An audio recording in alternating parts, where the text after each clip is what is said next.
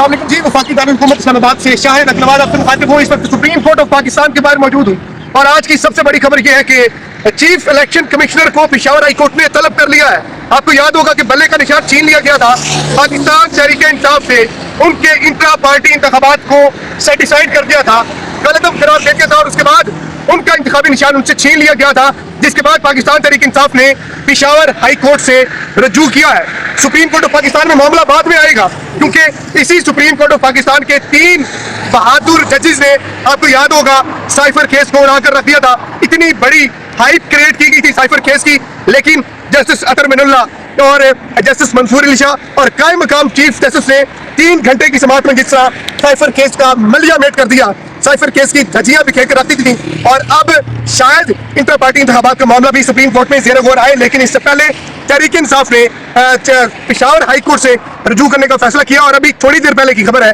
कि chief election commissioner Sikandar Sultan Raja को Peshawar high court ने तलब कर लिया है, क्योंकि एक बहुत बड़ी पार्टी है जो कि अपनी मकबूलियत की पीक पर है और अगर इलेक्शन से सवा महीने कबल उनके पार्टी निशान को छीन लिया जाए तो ये किसी ज्यादती से कम नहीं होगा। देखते हैं कि पेशावर हाई कोर्ट इस पर क्या फैसला सुनाती है, क्योंकि पिछले कुछ महीनों में, पिछले कुछ हफ्तों में जितना स्टाफ पेशावर हाई कोर्ट ने लिया है शायद ही किसी हाई कोर्ट ने लिया हो। पाकिस्तान तहरीक इंसाफ को पेशावर हाई कोर्ट से बहुत ज्यादा रिलीफ मिलता हुआ दिखाई दिया है। इसके साथ साथ आपको याद होगा कागजात नामजदगी जमा करवाने की डेट खत्म हो चुकी है, बल्कि यूं कह लीजिए कि कागजात नामजदगी छीनने की तारीख खत्म हो चुकी है और अब उसकी स्क्रूटनी होगी कागजात की, और उसके बाद जिनको पाकिस्तान तहरीक इंसाफ पार्टी टिकट देगी वो इलेक्शन लड़ने के अहल होंगे। लेकिन उससे पहले निशान मिलना, बल्ले का निशान मिलना सबसे ज्यादा इंपॉर्टेंट है। और इसके साथ साथ वफाकी दारुल-हुकूमत इस्लामाबाद की जो दूसरी बड़ी खबर है कि आज वाइस चेयरमैन पाकिस्तान तहरीक इंसाफ शाह महमूद कुरैशी को रिहा करने के इम्कानात मौजूद है।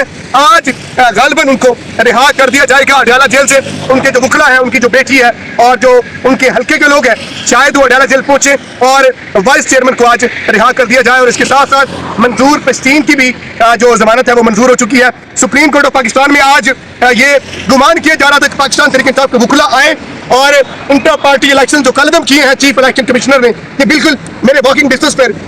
इलेक्शन कमीशन का दफ्तर है जो कि हमारे टैक्स के पैसों पर पलता है, जिनके लोगों को पाकिस्तान के टैक्स पेयर्स अपनी जेबों से तनख्वाह अदा करते हैं और उनका एक ही काम है फ्री एंड फेयर इलेक्शन करवाना, एक ही जिम्मेदारी है इलेक्शन कमीशन की। लेकिन पिछले चंद माह से, बल्कि आप कह लें कि पिछले 2 साल से जितना मुतनाज़ा ये इदारा रहा है शायद ही कोई इदारा हो। अब देखते हैं कि पेशावर हाई कोर्ट इस हवाले से क्या फैसला जारी करती है। इशारा रसूल पर मौजूद हूँ और कोई सवा महीना रह गया तकरीबन इलेक्शन को। 8 फरवरी को पाकिस्तान में आम इंतखाबात होंगे और इस वक्त पाकिस्तान की सबसे बड़ी जमात जो है पाकिस्तान तहरीक इंसाफ, वो उनके इंतखाबी निशान को उनसे छीन लिया गया और जो वकला है पाकिस्तान तहरीक इंसाफ के, वो हमें जोर लगाते हुए दिखाई दे रहे हैं कि किसी तरह से उनको बल्ले का निशान वापस मिल जाए। देखते हैं कि आज का दिन पाकिस्तान तहरीक इंसाफ पर कैसा गुजरता है, पेशावर हाई कोर्ट से उनको क्या रिलीफ मिलता है और क्या chief election commissioner Peshawar high court में पेश होते हैं या नहीं होते, ये तो आने वाला वक्त ही बताएगा। लेकिन दूसरी जो सबसे अहम बात ये बतानी थी कि जनाब इस्लामाबाद का जो आईजी है, आईजी इस्लामाबाद और डिप्टी कमिश्नर इस्लामाबाद इतने ज्यादा ताकतवर हैं कि इलेक्शन कमीशन बार बार अपने अहकाम जारी कर चुका है कि इन अफसरान को बदला जाए, क्योंकि पाकिस्तान तहरीक इंसाफ की हमें क्लेम करती हुई नजर आती है कि जनाब DROs और ये जो ROs लगे हैं लाहौर हाई कोर्ट में, वो नोटिफिकेशन मुअत्तल किया गया था और सुप्रीम कोर्ट ऑफ पाकिस्तान ने इसी बिल्डिंग में चीफ जस्टिस काजी फाइज ईसा ने लाहौर हाई कोर्ट के ऑर्डर को सेटिसाइड कर दिया था और उन्हीं DROs और ROs की मौजूदगी में पाकिस्तान की तारीख का सबसे ज्यादा मुतनाज़ा इलेक्शन होने जा रहा है, क्योंकि पाकिस्तान तहरीक इंसाफ कहती है कि ROs और DROs तहरीक इंसाफ के खिलाफ कार्रवाइयों में मुलविस है। इन्होंने 3 MPOs के ऑर्डर्स बार बार जारी किए, नजरबंदी के अहकाम जारी किए और उन्हीं ROs और DROs की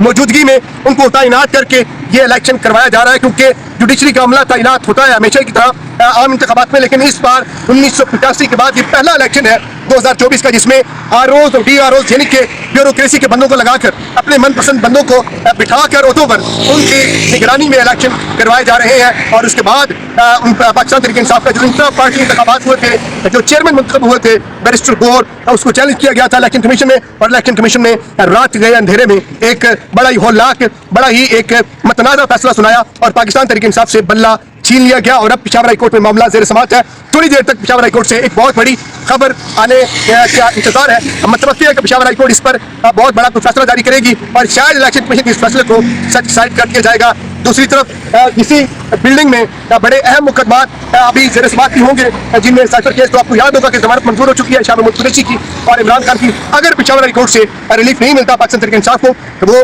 सुप्रीम कोर्ट ऑफ पाकिस्तान का दरवाजा खटखटाएंगे। दूसरी तरफ आपको थोड़ी देर बाद ही अडयाला जेल के बाहर से रिपोर्ट करेंगे, वहाँ की सिचुएशन बताएंगे और शाह महमूद कुरैशी की रिहाई के मनाज़र भी दिखाएंगे। अगर उनको आज रिहा किया जाता है तो मजीद जो भी डेवलपमेंट्स होंगी शहर इक़्तिदार की, आपको इस पेज से, इस यूट्यूब चैनल से यहाँ रखेंगे। अपना अपने इर्द गिर्द लोगों का ढेर सारा ख्याल रखें। अल्लाह निगहबान।